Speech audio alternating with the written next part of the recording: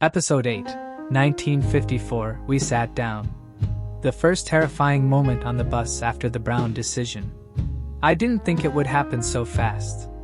The Brown decision came down last week. I thought it would take months, years even. I didn't think the world would notice, but the world noticed. Mama read the headline aloud over breakfast. Her voice cracked like a dry branch. Her hands trembled, but she folded the newspaper carefully, like it might break. I thought she'd smile, but she didn't. She just looked at me, long and quiet. Then she said it, "Be careful today," and handed me my lunch pail. A piece of cornbread, some beans, wrapped in cloth still warm from the stove. I held it tighter than I should have, like it might keep me safe. Walking to the bus stop, the sky looked the same, but nothing else did. The ground felt thinner. The trees were too still. Even the birds held their breath. At the stop, no one spoke to me. I knew their faces. Neighbors, classmates, men who fixed cars, women who sold fruit. Today, they all looked past me.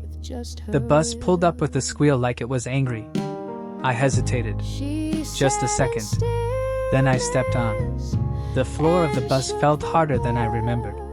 Like the boards were watching me, judging. I wasn't alone, not really.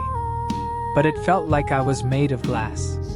Everyone knew where we belonged. The back. Always the back. But I walked past that line. The one etched in stares and silence. I passed it like it wasn't there. Though it was. It always was. My knees were shaking. But I didn't stop. I found a seat. Right in the middle. Not defiant. Not bold. Just tired of shrinking. And I sat. A breath caught in someone's throat behind me. The driver didn't say a word. But he didn't need to. His silence was louder than a gunshot. I stared at the floor. Afraid to look up. Afraid to see the faces. I heard a bag rustle. A shoe tap tap tap against metal. The soft cough of a boy with too many questions. And then stillness. Every second dragged. My heartbeat counted each one. Louder. Louder. What if someone shouted? What if they told me to move? What if they touched me? What if no one did anything at all? I gripped the seat. The fabric was rough, like it didn't want me there either. I remembered Mama's words. "You're not doing wrong. You're doing brave." So I sat. And I stayed. And I shook. But I didn't move. Even as the driver pressed the gas.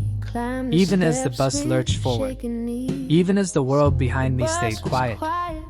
And the world in front refused to turn around. I was still there. Still breathing. Still black. Still human. And still sitting. Where I wasn't supposed to. Not just for me. But for the little girl who would come after me. And the boy too shy to speak.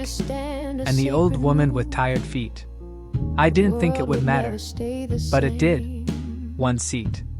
One spine. Held against the weight of silence. The ride felt longer than usual. Like every block stretched itself out just to test me. Outside, kids played on the sidewalk. Jump rope. Laughter. Chalk on the pavement. But none of that joy got inside the bus. Inside, the air was thick. Not with smoke. With waiting. With watching. I tried not to blink too much. I thought blinking might look nervous. I thought stillness might look guilty. I thought everything might look wrong. The girl across from me finally looked up. Just a second. Just long enough. Her eyes held a question. And maybe a little fear. Not of me. But of what might happen to me. That was the worst part. Not the hate. The word. The "don't get hurt" written in her stare. I wanted to tell her. It's okay. But I couldn't move my lips. Couldn't risk breaking the spell that held me together. The bus turned. A sharp corner. And someone stumbled. He grabbed a pole, muttered something under his breath. I flinched. Everyone saw. But no one said anything. They just kept their eyes forward. Like this wasn't happening. Like I wasn't there. I started counting things. The stripes on the floor. The number of people in hats. The beats between stops. Anything to stay inside myself. Then, the bus stopped. Hard. A white woman stepped on. Her heels clicked like accusations. Her perfume followed her down the aisle. Sharp. Powdery. Expensive. She scanned the seats. Saw me. Paused. Then chose to stand. Right beside my seat. Fingers gripping the bar like it was a lifeline. I didn't dare look up. But I could feel her. Her breath near my ear. Her sigh too deliberate. I knew what she wanted. I knew what the old rule was. I knew what her mama had told her. But I didn't move. Not because I wanted to fight. Because I was tired. Because I was allowed. Because somewhere in Washington, someone in a robe said I could. But her silence was louder than if she'd screamed. I felt the judgment roll off her skin. I felt my own breath turn shallow. She shifted her weight. A heel tapping. A sniff of disapproval. I pressed my hands flat against my thighs. I felt sweat beneath my skirt. I prayed for the next stop. The man behind me cleared his throat.